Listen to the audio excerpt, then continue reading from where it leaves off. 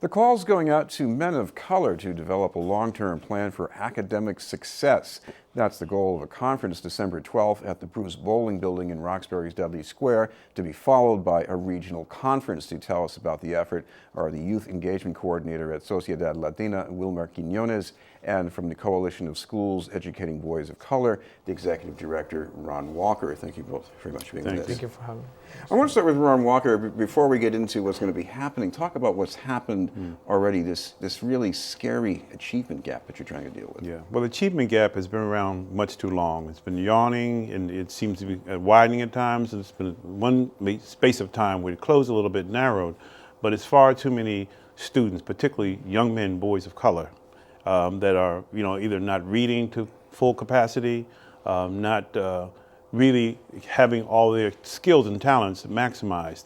And so we have this achievement, this academic achievement gap, which in too many cases may lead to other things, may lead to a student being disengaged from school, may lead to overrepresentation in special education, may lead to too many suspensions.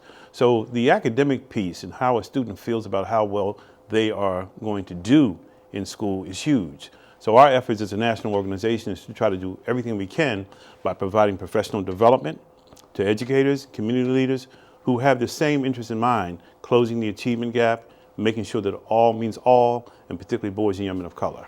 Wilmer, at Sociedad Latina, you do things that are either not being done by the schools, at least not being done enough. Talk about that. So something that we were working on was ELO Youth Advisory. And it was basically working with students from different schools, different neighborhoods, different backgrounds. And it was basically to come up with recommendations and suggestions for the ELO department, which they had they have a ELO task force that reports to the Boston school committees. And we found out that student voice were not being represented, and we need to listen to our students before we actually make any suggestions in order to come up with new ways to improve our educational system. And that was because, as Ron has mentioned, most of the students come from different places. They don't even know how to write or read on their language, and they're expected to pass the MCAS or know how to actually engage or have communicate well with their teachers. Of course, the ELL stands for English Language Learners. English Language Learners, yes. So how are you helping them do better with that? So one of the things that we did was basically by storytelling. We listened to what they have to say. How is it hard or how is it helpful for them to be in that BPS system? And one of the things that they all shared was that their culture and background were not being represented, were not being appreciated. Every time they went to school, they were being either there was a lot of stereotypes. Ron, I guess another stereotype that you've been dealing with for a long time is that when people look at this learning gap, they blame it on everything but what goes on in the classroom. And I guess you've found that by changing what goes on in the classroom, it can make a difference. Well, as Wilmer said, what's important in the classroom is that teachers and other educators know students. You can't teach who you don't know. And so that's culturally responsive practice that we support and we endorse, and we provide professional development for educators, because there's a lot of well-meaning teachers. I'm a former principal myself, and so I know that teachers come to teach, but the missing link at times is really knowing that student, knowing their learning style, what will engage them more often, particularly young men, boys and young men. How is the style different, the learning style?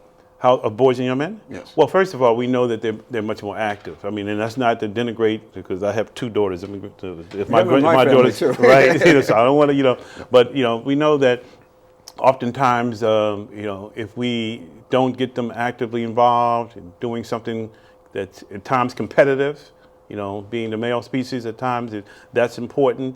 Esteem is important. Identity is huge.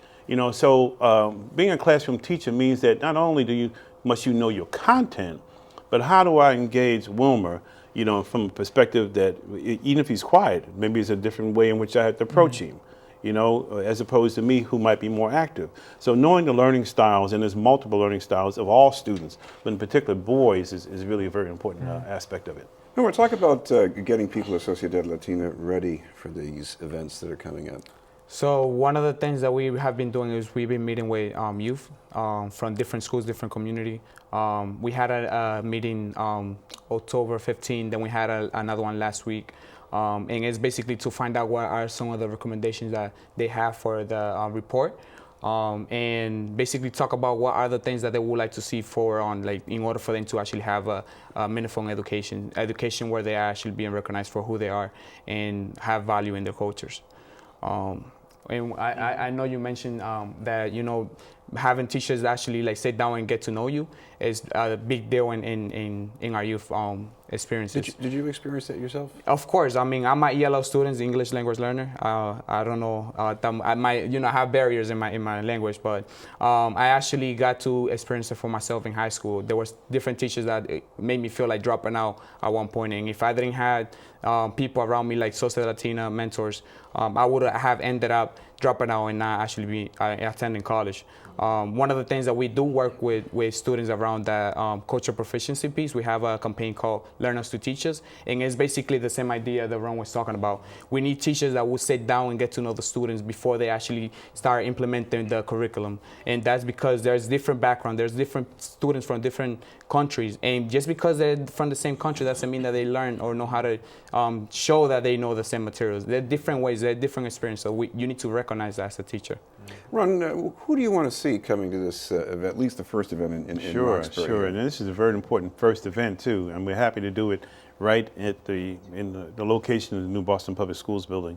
We're looking for educators, teachers, principals. We're looking for community leaders. There'll be some parents there as well. We're also going to have the presence of some national figures who'll be, bringing a message. The superintendent will be present. We're also expecting a representative of the education director of the mayor's office, Ron Dorsey, will be present. So it's really meant to shed some light on what we need to do to educate all of our students, but particularly boys and young men of color. Because again, what the statistics are saying, we can change that. We can erase that. We can do better. And so that's what we're looking forward to on the 14th of November. We have 6 workshops that we think will be exciting and informative for folks. So they have an opportunity not only to experience these workshops, but we're also going to have a youth panel. As Wilmer said, the Boston Public Schools report that was produced by the Annenberg Institute for School Reform will reveal certain recommendations. But we're going to have a panel of young men who not only will be fluent with that report, but they might also very well offer some recommendations of their own that might not be in the report. Wilmer, what does that do for the young students, taking part in a panel or in some other ways, just exercising their leadership? Well, it's basically giving them an opportunity to actually use their voice. We believe that they have a lot of suggestions that could be beneficial for the for actually like the superintendent to listen to, because like I said before, if you don't listen to the students and what is it that they need in order for us to like have an actual successful educational system, then it's never going to change for the better of the students. We currently make decisions without listening to the students. They're the one that go to school every day. They're the one that experience those experiences. So by letting them actually tell their experience, tell their stories, because that's what it is. It's basically allowing them to tell the stories so that other kids in the group could relate to that stories and basically come up with meaningful suggestions and recommendations. Right. Wilmer, if people want some more information about what's going on with Sociedad Latina, you've got some place they can check that out? Yeah, if you actually visit our website, sociedadlatina.org, or go to Facebook, Sociedad Latina, you will find more information. Right. And Ron, this is going to be at the bowling building on December 12th, Saturday. At what time we're talking about? Well, 2 events. Bowling building, December 12th, will be the all-male for young men from the Boston Public Schools. That starts at 10 o'clock, concludes at 2. December 14th will be the regional gathering. That starts at 8 and ends at 4. So we're very excited to be in collaboration with Sociedad Latina too, because we think that it's partnerships and collaborations like this that can make a difference. And you have a webpage for the coalition Sure as well. do, www.coseboc, that's COSEBOC.org. Thank you both very much, Ron Walker and Wilmer Quinones. We'll have more news in just a moment.